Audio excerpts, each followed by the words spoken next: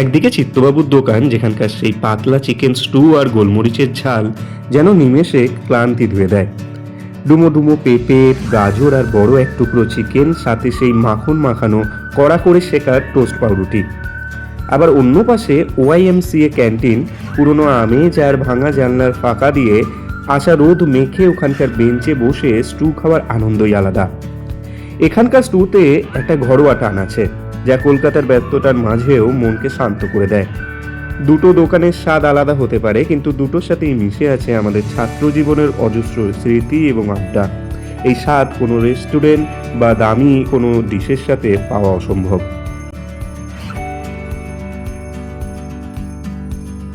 হ্যাঁ বন্ধুরা, আজকে তোমাদের সাথে এমন একটা রেসিপি শেয়ার করব।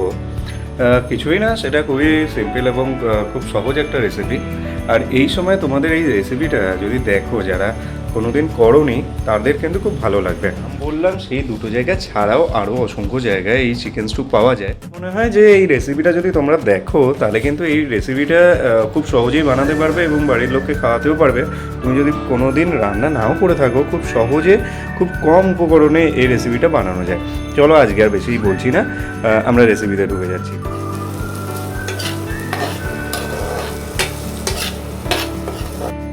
কড়াই গরম করে প্রথমে এই যে পেঁয়াজগুলো কেটে নেওয়া হয়েছে, তার সাথে আদাটা দিয়ে আপনি মাখন দেবেন। মাখন দিয়ে এটাকে ভালো করে নাড়াচাড়া করে একটু নুন দিয়ে দেবেন। তারপর ভালো করে নাড়াতে থাকবেন যাতে এই মাখনটা নিচে লেগে না থাকে। নুন দেওয়া হয়ে গেলে এবার এতে আপনি আপনার পরিমাণ মতো একটু চিনি দিয়ে দেবেন। এবার পরিমাণ মতো চিনি মানে হচ্ছে, আপনি যদি চিনিটা স্কিপও করতে পারেন, কিন্তু চিনি দিলে ভালোই স্বাদ হয়। এবার দেখুন রসুনগুলো দিয়ে দিলাম। রসুনগুলো আপনি কেটেও দিতে পারেন বা গোটাও দিতে পারেন। এবার আপনার যেটা আপনার পছন্দের, মানে লাল বা সবুজ, মানে লঙ্কার কথা বলছি, দুটো দিতে পারেন। দুটোর কাজ একই, ঝালই করবে, মানে রান্নাতে স্বাদটা অবশ্যই বাড়বে। আর আপনি কিন্তু এটা মাথায় রাখবেন, আপনি গ্যাসটা মানে খুব একটা বাড়াবেনও না, আবার খুব কমও করবেন না। এবার ভালো করে নাড়াতে থাকবেন।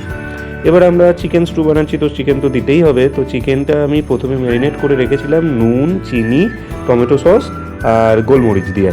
আর বিশেষ কিছু দিইনি, এটা দিয়ে আমরা প্রায় আধা ঘন্টা মতন মাখিয়ে রেখেছিলাম। তারপর এটাকে আরেকটু আপনি মাখন দিতে পারেন। মাখন দেখুন তলায় লেগে যাচ্ছে, কিন্তু ওগুলো যখন জল দেবেন তখন ওটা চলে যাবে, তার আগেও চলে যাবে যদি ভালো করে নাড়াচাড়া করে নিতে পারেন।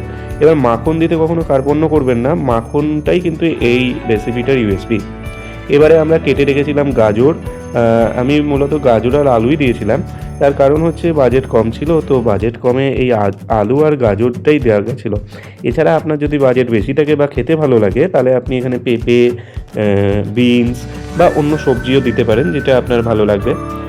আবার করলা এইসব আবার দিতে যাবেন না, কারণ এই রান্নাটার সাথে এটা যায় না। তো অধিক সন্ন্যাসীতে আবার গাজর নষ্টও হয়ে যায়, এই কথা তো আমরা জানি। তাই বেশি সবজি দেওয়ারও দরকার নেই।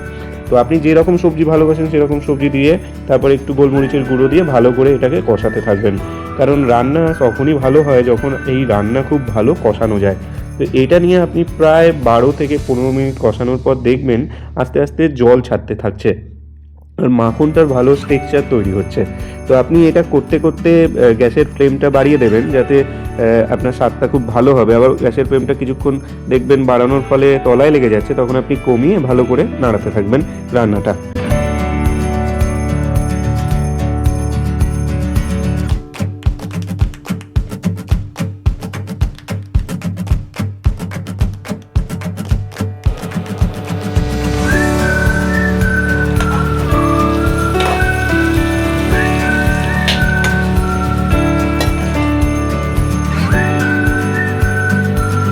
এবার দেখবেন অনেকে অনেক ভালো ভালো কাজ করার পর নিজের কাজে জল ঢেলে দেয়, তাহলে সারা জীবনের যে কাজটা থাকে সেটা নাকি নষ্ট হয়ে যায়। কিন্তু এই রান্নাটা কিন্তু অপোজিট। এখানে আপনি কষানোর পর আপনি পুরোটা জল দিয়ে দেবেন, যাতে সম্পূর্ণ মাংস আর সবজিটা ডুবু হয়ে থাকে, মানে ডুবে থাকে। তারপর আপনার ওই যে তলাতে যে লেগে গেছিলো, ওইটাই কিন্তু আপনার এখানকার মশলা। তো তো যদি লেগে থাকে তাহলে এইভাবে ভালোভাবে আপনি জলের সাথে মিশিয়ে নেবেন, তাহলে ওই মশলাগুলো জলের সাথে মিশে গেল। এবার ভালো করে আপনি নাড়াতে থাকবেন এবং নাড়ানোটার দেখুন একটা পদ্ধতি আছে, আপনি যেমনভাবে তেমনভাবে নাড়ালে হবে না, ওটা একটা সাইড দিয়ে দেখুন ঘোরাতে থাকছিলাম। এবার আমি দেখলাম যে জলটা একটু কম হয়েছিল, তো সেই জন্য ওই পুরোটা জলটাই 1 লিটার মতন জল দিয়ে দিলাম। আচ্ছা, মাংসের পরিমাণ কিন্তু এখানে আপনার 500 গ্রামের একটু কমই ছিল, তার জন্য আমি 2টো আলু আর একটা বড় গাজর কেটে দিয়েছিলাম। তো পরিমাণগুলোও বলে দিলাম যাতে আপনাদের অসুবিধা না হয়। আর নুন তো আপনি পরিমাণ মতো দেবেনই, আপনার যতটা পরিমাণ লাগে। তো আর ঝালটা আপনার নিজের মানে যেমন ঝাল খান সেরকমই দেবেন। তো আশা করি আপনার যত অবধি দেখালাম তত অবধি আপনারা করতে পারবেন বাড়িতে। এটা খুব একটা কঠিন কোনো রেসিপি নয়, এটা খুবই সহজ রেসিপি। আর বাড়িতে একটু সময় নিয়ে যদি এটা করেন তাহলে দেখবেন খুবই ভালো হয়েছে, এবং তখন আর আপনার বাইরের মানে চিকেন স্টু খেতেও ইচ্ছা করবে না। তো আমাদের রান্নাটা মোটামুটি তৈরি হয়ে গেছে, এবার শুধু ফোটানোই কাজ। এবার যত ভালো ফুটবে তত সবজিগুলো আর মাংসটা ভালো সেদ্ধ হবে। তো আমি এবার এটা ঢাকনা দিয়ে দেবো। ঢাকনা দিয়ে দেওয়ার পর প্রায় আধা ঘন্টা, তো অতক্ষণ তো লাগবে না, 20 মিনিট মতন। আপনি যদি গ্যাসের ফ্লেমটা খুব কম রাখেন তাহলে আধা ঘন্টা মতন লাগতে পারে, কিন্তু আর এই যে জল দেওয়ার পর কিন্তু আপনাকে একটু নুন ছড়াতেই হবে, কারণ সবজির পর আমরা নুন দিইনি। এবার নুনটা আপনি পরিমাণ মতো দিয়ে দিলেন, দেওয়ার পর আর একটু নাড়িয়ে চাড়িয়ে আপনি ঢাকা দিয়ে দেবেন। ঢাকা দিয়ে দেওয়ার পর আপনি আধ ঘন্টা বাদে এটা তুলবেন। মাঝেও একটু উঠিয়ে দেখবেন যে সবজি সেদ্ধ হয়েছে কিনা, বা মানে প্রথম এটা লাগে, কিন্তু যখন আপনি করতে করতে এটা প্রো হয়ে যাবেন তখন আপনার দেখবেন আর এগুলো লাগছে না। তো আপনি আধা ঘন্টা পর তুললে দেখবেন যে স্যুপটা তৈরি হয়ে গেছে। স্যুপ মানে এই চিকেন স্টু এর কথা বলছি।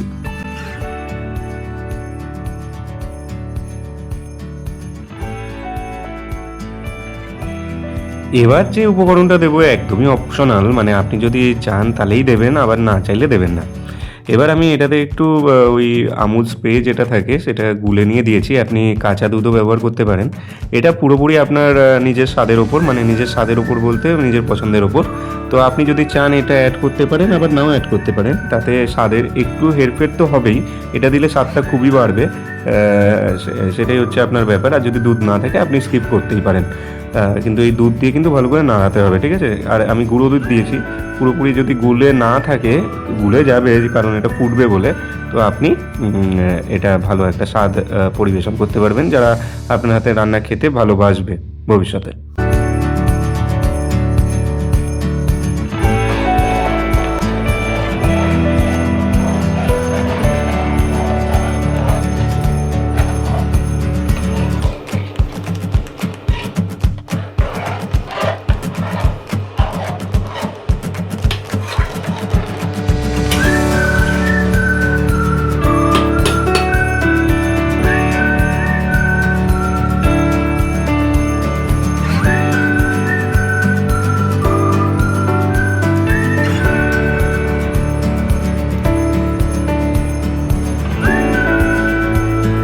প্রায় 20-25 মিনিট বাদে ঢাকাটা খোলা হলো। ঢাকাটা খোলার পর প্রায় মোটামুটি এটা হয়েও গেছে, সবজিগুলো সেদ্ধ হয়ে গেছে।